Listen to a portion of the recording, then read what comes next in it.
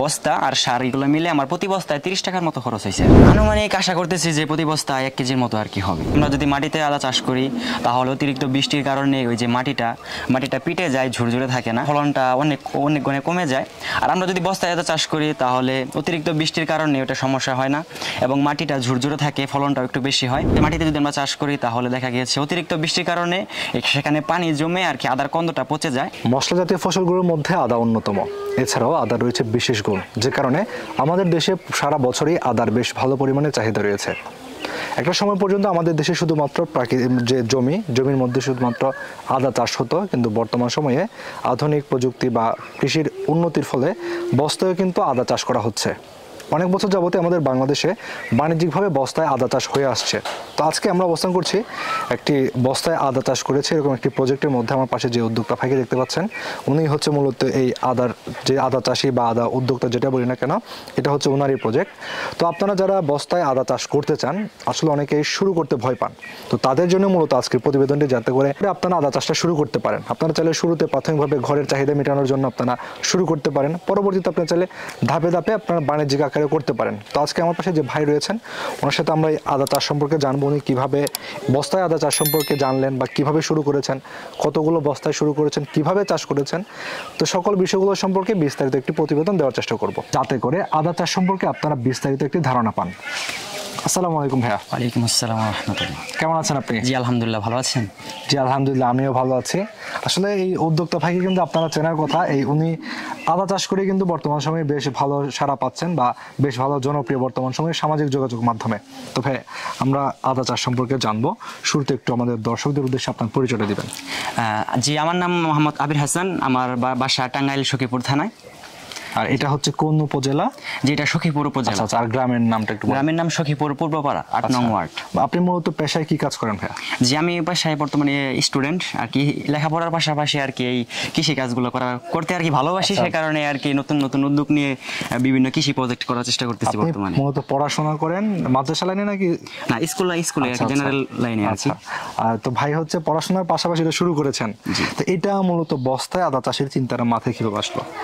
যে এই বস্তায় আদা চাষের চিন্তাটা মূলত ইউটিউবে মাঝে মধ্যে ভিডিও দেখা হয় যে অনেকেই এই বস্তায় আদা চাষ করে সফল হয়েছে। তো ভাবলাম যে তারা যেহেতু করছে, ভালো সাফল্য পাচ্ছে, তাহলে আমিও করে দেখি, যদি আমিও ইনশাল্লাহ যদি ভালো সাফল্য পাই। সেই থেকেই মূলত নিয়ত করেছিলাম, আর এই বছর আর কি এটা করেছি আর কি বস্তায় আদা চাষ। আপনি কি প্রশিক্ষণ নিয়েছিলেন কোথাও থেকে? না, প্রশিক্ষণ বলতে আমার এক ফ্রেন্ড করছিল গত বছর পরীক্ষামূলক, তার কাছ থেকে যতটুকু পরামর্শ নেওয়ার এবং ইউটিউব থেকে আর কি। আচ্ছা, তো এটাতে তো আপনার লাভ না হয়ে লসের সম্ভাবনা থাকে, তো সেই রিস্কটা কি জেনেই এটাতে এসেছিলেন? জি, যে কোনো কাজ করি না কেন আর কি রিস্ক থাকবে, রিস্ক না নিলে তো সফল হওয়া যাবে না। তাই এটার মধ্যে রিস্ক আছে আর কি, ওই রিস্কগুলো আর কি মেনে নিয়ে আর কি বস্তায় আদা চাষটা করেছি। আচ্ছা, তো এখন বস্তায় যে আদা চাষটা করতেছেন, এটা তো আপনার বসত বাড়ির পাশেই। এখানে কতগুলো বস্তায় আপনি শুরু করেছেন? জি, আমি পরীক্ষামূলক করেছিলাম অভিজ্ঞতা অর্জনের জন্য, ইনশাআল্লাহ সামনে বাণিজ্যিকভাবে করার পরিকল্পনা আছে। আচ্ছা, এবার আর কি 300 প্লাস আছে আর কি। 300 প্লাস বস্তায় চাষ করেছেন। তো এই যে বস্তাগুলো, এগুলো তো মূলত সিমেন্টের বস্তা হয়ে থাকে? সিমেন্টের বস্তা। আচ্ছা, এটা রোপণ করেছিলেন কোন সময়? এটা আমি রোপণ করেছিলাম এই এপ্রিল মাসে আর কি। তো আদা বোনার সবচেয়ে উত্তম সময় হচ্ছে মার্চ মাসের শেষের দিক থেকে আর কি এপ্রিলের শুরু, এই সময়ের আদা রোপণের উত্তম সময় আর কি। আচ্ছা, এটা কি জাতের আদাটা চাষ করেছেন? যেটা অরিজিনাল দেশি আর কি বলতে পারি, যে অরিজিনাল দেশি। আপনাদের এলাকাতে তো জমিতে চাষ করা হয় মূলত। আচ্ছা, তো জমিতে আপনাদের এলাকায় চাষ করা হয়, আপনি বস্তা চাষ করেছেন। এই জমি এবং বস্তা, এই দুটার মধ্যে কোনো পার্থক্য আছে কিনা বা কোনো বিশেষ সুবিধা আছে কিনা? যে এখানে পার্থক্য আছে, সুবিধাও আছে। দেখা গেছে আমরা যদি মাটিতে আদা চাষ করি তাহলে অতিরিক্ত বৃষ্টির কারণে ওই যে মাটিটা পিটে যায়, ঝুরঝুরে থাকে না, এবং আদা যে ফলনটা অনেক গুণে কমে যায়। আর আমরা যদি বস্তায় আদা চাষ করি তাহলে অতিরিক্ত বৃষ্টির কারণে ওটা সমস্যা হয় না এবং মাটিটা ঝুরঝুরে থাকে, ফলনটাও একটু বেশি হয়। আর মাটিতে আরেকটি পার্থক্য হচ্ছে, মাটিতে যদি আমরা চাষ করি তাহলে দেখা গেছে অতিরিক্ত বৃষ্টির কারণে সেখানে পানি জমে আর কি আদার কন্দটা পচে যায়। আচ্ছা, আর আমরা যদি বস্তায় আদা চাষ করি তাহলে এই বস্তায় নিচে যদি কয়েকটি ফুটো করে দিই তাহলে অতিরিক্ত বৃষ্টির কারণে ওই পানিটা যে জমে থাকে সেটা সহজে আর কি নিচে নেমে যায়। এটা একটি সুবিধা। আরেকটি সুবিধা হচ্ছে, দেখা গেছে বস্তায় যেহেতু আদা কন্দ পচা রোগটা সবচেয়ে বেশি দেখা দেয়, তো এই রোগটা যদি দেখা দেয় তাহলে আমরা খুব সহজে এই বস্তা যে রোগাক্রান্ত গাছটি আছে সেটা আর কি সুস্থ গাছ থেকে সহজে আলাদা করতে পারবো। এবং দেখা গেছে ওই অসুস্থ গাছটা সহজে আলাদা করার কারণে এই সুস্থ গাছগুলো আর কি সুস্থ থাকবে, আক্রান্ত আর কি হবে না, যেহেতু ছত্রাক ছোঁয়াচে রোগের মতোই আর কি। জমিতে তো এটা সম্ভব না।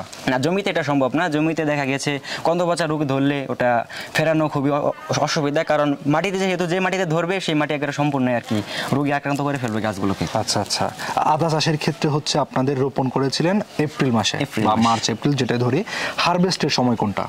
হারভেস্ট আসলে 8 থেকে 9 মাসের ভিতরে করা যায়। তো আমি যেহেতু এটা বীজ হিসেবে সংরক্ষণ করব, সে কারণে এই ফেব্রুয়ারি মাসের দিকে আর কি এটা হারভেস্ট করব। আচ্ছা, মানে সামনে যে 25 সালের ফেব্রুয়ারি, 2025 সালের ফেব্রুয়ারি মাসে আর কি হারভেস্ট করব। এখন আদা যে চাষ করতেছেন আপনি, এই যে কত মাস ধরে বলছেন এখন, তাহলে 8 মাস মনে হয়, প্রায় 8 মাস। 8 মাস। এই 8 মাসে কোনো ধরনের রোগ বালাই আপনি পেয়েছেন কিনা, বা আদাতে কোনো রোগ বালাই হয় কিনা? জি, আদাতে রোগ বালাই হয় এবং আমিও পেয়েছি ছত্রাকের আক্রমণ, যেটা কন্দপচা রোগ। আমার কয়েকটি বস্তাতে আক্রমণ করেছিল, আমি সেগুলো আর কি খুব সহজে আলাদা করে ফেলেছি এবং বাকি সুস্থ গাছগুলো আর কি এখন সুস্থ আছে আর কি। এখন এই ক্ষেত্রে ধরেন যদি আপনার ছত্রাক ধরে বা মানে সংক্রমিত হয়, এটার জন্য কোনো স্প্রে বা কোনো কীটনাশক ব্যবহার করতে হয় কিনা? জি, এটার জন্য আর কি যে কার্বোডাজিম গ্রুপের যে কোনো একটি ছত্রাকনাশক ব্যবহার করলেই হবে। আমি যেটা ব্যবহার করছি অটোস্টিন ব্যবহার করছি। এটা কতদিন পর পর দিতে হয়? জি, এটা 7 দিন পর পর স্প্রে করলে ভালো হয়। আচ্ছা আচ্ছা, এটা হচ্ছে পানি কতটুকু পানির সাথে বা কিভাবে একটু ব্যবহার করেন আমাদের যে ভাইরা? জি, এটা প্রতি লিটারে 1 মিলি 1 গ্রাম হারে আর কি। 1 গ্রাম হারে দিয়ে বা সারা, এটা কি গাছের গোড়ায় সহ দিতে হয় নাকি উপরে? জি, উপরে এবং গোড়া ভিজিয়ে দিলে আর কি ভালো হয়। আচ্ছা আচ্ছা, আর আদার চাষের ক্ষেত্রে কোনো সার প্রয়োজন হয় কিনা? জি, এটা মাটি প্রস্তুতের সময় আর কি সার দিয়েছিলাম, প্লাস পরে 3 মাস পর যখন আদার বয়স 3 মাস সে সময় আর কি সার দিয়েছিলাম। আচ্ছা, আপনি যখন বীজটা সংগ্রহ করেছিলেন, বীজ শোধন কি আপনি করেছিলেন নাকি ওনারা করে দিয়েছিল যাদের কাছে? না, বীজ আমি শোধন করেছি। আচ্ছা, আপনি যখন বীজটা শোধন করেছিলেন সেটা কিভাবে করেছিলেন একটু যদি বলে দিতেন শর্টকাটে। যে এটা আমি বীজটা শোধন করেছিলাম, আমি বীজটা সংগ্রহ করে আমি যত সাইজে আর কি ছোট ছোট করে সাইজ করে ভেঙে আর কি এই কার্বোডাজিম গ্রুপের এই অটোস্টিন এগুলো আর কি প্রতি লিটারে 1 গ্রাম হারে দিয়ে পানিটা মিশিয়ে আমি আর 5 মিনিট আর কি ওটা ইয়ের সাথে ভিজিয়ে রেখেছিলেন, মানে 5 মিনিট রেখেছিলাম। পরবর্তীতে ওটা মাটিতে পানি থেকে উঠিয়ে পরে কিছুক্ষণ আর কি শুকিয়েছি, মানে ছায়াযুক্ত স্থানে রেখে শুকিয়ে পরে আর কি ওটা রোপণ করেছি। আচ্ছা, এই ক্ষেত্রে হচ্ছে বস্তা প্রতি কতটুকু করে আদা দিয়েছিলেন? বস্তা প্রতি এখানে 60 থেকে 70 গ্রাম আছে আর কি হারে, গড় হারে। মানে যখন রোপণ করেছে বীজ দিয়েছিলেন? জি, বীজ দিয়েছিলাম প্রতি বস্তায় আর কি 60 থেকে 70 গ্রাম। 60 থেকে 70 গ্রাম দিয়েছিলেন। আপনার এটা হচ্ছে বস্তা, মানে বস্তা যেটা আপনার কেনা লাগছে? জি। আচ্ছা, বস্তা, তারপর হচ্ছে আদার যে বীজ, সার, কীটনাশক সবকিছু মিলিয়ে বস্তা এবং মাটি সহ আনুমানিক কেমন খরচ আসছে আপনার এখানে? যে এখানে বস্তা আদা চাষ করেছে, এখানে আমার কিনা লাগছে বস্তা আর আদার বীজটা আর এমনি সার আর কীটনাশক যেগুলো লাগে এগুলো নিয়ে আর কি, আর আমার গোবর, মাটি, ছাই যা কিছু লাগে সবকিছু আমার নিজস্ব ছিল। এবং এই বীজ আর এই বীজ, বস্তা আর সার এগুলো মিলে আমার প্রতি বস্তায় 30 টাকার মতো খরচ হয়েছে আর কি। আচ্ছা, 30 টাকা হচ্ছে আপনাদের খরচ, কিন্তু সবকিছু মিলিয়ে একদম হারভেস্ট পর্যন্ত?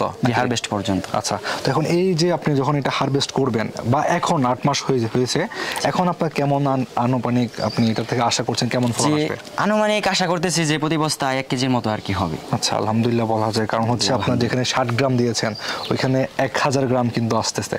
তাহলে বাজার মূল্য আনুমানিক কেমন পাওয়া যেতে পারে ফেব্রুয়ারি দিকে, কোনো ধারণা আছে কি? ফেব্রুয়ারি দিকে বলতে যখন আর কি বীজ অনেকে রোপণ করবে যে সময় আর কি। আচ্ছা আচ্ছা, সেই সময় যেটা বীজ হিসেবে রেখে দিবেন? জি জি, আমি এটা বীজ হিসেবে সংরক্ষণ করব। যখন আর কি যদি বাজারটা ভালো থাকে তাহলে 400 টাকা পর্যন্ত আর কি বাজারটা হয়, এবং আগামী 3 সালে দেখা যাক আর কি কত টাকা কেজি হয়। আচ্ছা, তাহলে দেখা যায় এখান থেকে ভালো একটা মুনাফা আশা করা যায়। জি, ইনশাআল্লাহ। আচ্ছা, তাহলে কেজি আমরা যদি একটু আপনাদেরকে হিসাবটা দিই, কেজিতে খরচ হচ্ছে আপনাদের এক বস্তায় 30 থেকে 40 টাকাও ধরা যায়, বা 40ই ধরি, তাহলে কিন্তু এখান থেকে আপনার 300-400 কিন্তু আয় করা অনায়াসে সম্ভব, তাও বাড়ির পতিত জমির পাশে কিন্তু। আর একটা বিষয় হচ্ছে, অনেকে মনে করে যে আদা বস্তায় রোপণ করার ক্ষেত্রে জায়গাটা তারা নির্বাচন করতে পারে না। এখন কি ধরনের জায়গা হলে আসলে আদা চাষটা উপযুক্ত হবে বলে মনে করছেন? জি, আদা চাষ করার জন্য আর কি উপযুক্ত যে জমিটা, মানে দিনে 30 থেকে 40% রোদ থাকে এমন জায়গায়। আর যদি কেউ চায় যে আমি রোদ্রের মধ্যে চাষ করবো, আমার তেমন ওইরকম জমি নাই, তাহলে আপনারা চাইলে এই পেঁপে ক্ষেত করতে পারেন। এই আদার ক্ষেতের ফাঁকে ফাঁকে আপনারা যদি পেঁপে গাছ রোপণ করেন তাহলে সাথী ফসল হয়ে গেল, প্লাস ছায়ার ব্যবস্থা হয়ে গেল আর কি। একটা থেকে আপনারা আর কি দুই ভাবে আর্নিং করতে পারবেন আর কি। তাহলে সমন্বিত একটা কৃষি প্রজেক্ট বলা যায়। পেঁপের সাথে আদা চাষ করলে জায়গাটার সঠিক ব্যবহার হবে এবং আদাও পরিপূর্ণ ছায়া পাবে। বস্তাটা যখন আপনারা বীজ বপনের জন্য যখন উপযুক্ত করেন, তখন মাটিটা আপনারা কোন উপাদানগুলো কি পরিমাণ দিয়ে বস্তাটা রেডি করেন? জি, আমরা এটা রেডি করছি আপনার এভাবে হিসাব করেছিলাম যাতে প্রতি বস্তায় 50 ভাগ মাটি থাকে, 30 ভাগ গোবর এবং 20 ভাগের মধ্যে আপনার ছাই, যে ব্রয়লার মুরগি যে লিটারটা আছে সেটা সংক্ষিপ্ত পরিমাণে হালকা করে দিয়ে, আর এমনি রাসায়নিক সার আর দানাদার এগুলো দিয়ে আর কি আমরা মিক্স করেছি। মিক্স করে আমরা 1 সপ্তাহ ঢেকে রেখেছিলাম প্লাস্টিকের কাগজ দিয়ে। 1 সপ্তাহ পরে ওগুলো আর কি আবার পুনরায় মিক্স করে 1-1.5 ঘন্টা পরে আর কি আমরা বস্তাটা প্যাকেট করছি আর কি। আচ্ছা, এখন এই আদাটা তো এখন আমরা দেখতে পাচ্ছি গাছগুলো সবুজ রয়েছে, হারভেস্টের আগ পর্যন্ত কি এরকম সবুজ থাকবে নাকি? না না, এটা আস্তে আস্তে মরে যাবে আর কি, মরে যে এই কন্দ যেগুলো আর কি উপরে যে পাতাগুলো আছে যেগুলো, এইগুলো আর কি সম্পূর্ণ মরে আর কি একবার পড়ে যাবে আর কি। আচ্ছা, এখন এইখান থেকে হচ্ছে আমাদের যে উদ্যোক্তা ভাইরা রয়েছেন, তো তারা তো আদা চাষ করতে চাইবে, আদা চাষ করার ক্ষেত্রে এখন কোন জাতটা তাদের জন্য ভালো হবে বলে আপনি মনে করেন? অনেক জাত আছে আর কি, আদার অনেক জাত আছে, বাড়ি 1 বাড়ি 2 এবং থাই জাতেরও কিছু আছে। আচ্ছা। তো চাইলে আপনারা দেশিটা চাষ করতে পারেন, কারণ দেশিটা চাষ করতে বলবো কারণ এই দেশিটার বাজার সব সময় বেশি থাকে অন্যান্য আদার চেয়ে আর কি। এই দেশি আদা যেটা, এটার আর কি বাজারটা সব সময় বেশি থাকে।